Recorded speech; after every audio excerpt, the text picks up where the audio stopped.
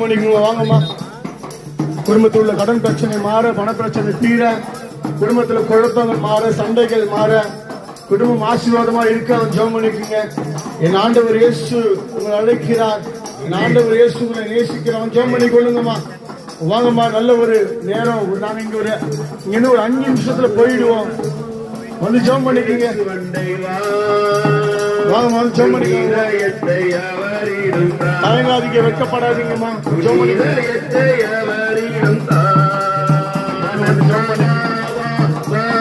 அழைக்கிறார். உன் இதயத்தை அவரிடம் ஜெபம் பண்ணிக்கோங்க. உன் இதயத்தை அவரிடம் நண்பா. வாங்க வாங்க வாங்க. உன் இதயத்தை உன் இதயத்தை அவரிடம் ஆசீர்வதிப்பார். வந்து ஜெபம் பண்ணி கொள்ளுங்கம்மா. வந்து ஜெபம் பண்ணி கொள்ளுங்க. தயங்காதீங்க, வெட்கப்படாதீங்க. இயேசு உண்மையாகவே ஆசீர்வதிக்கிற தெய்வம், நன்மை செய்கிறவர், நல்லதை செய்கிறவர். ஜெபம் பண்ணி கொள்ளுங்க. ஆண்டவர்களை நேசிக்கிறவர், உயிரை கொடுத்தவர், ஜீவனை கொடுத்தவர், நமக்காக சிலுவையிலே என் ஆண்டவர் ஒரு நாள் உங்களை கைவிட மாட்டார். இயேசு உங்களை நேசிக்கிறார்.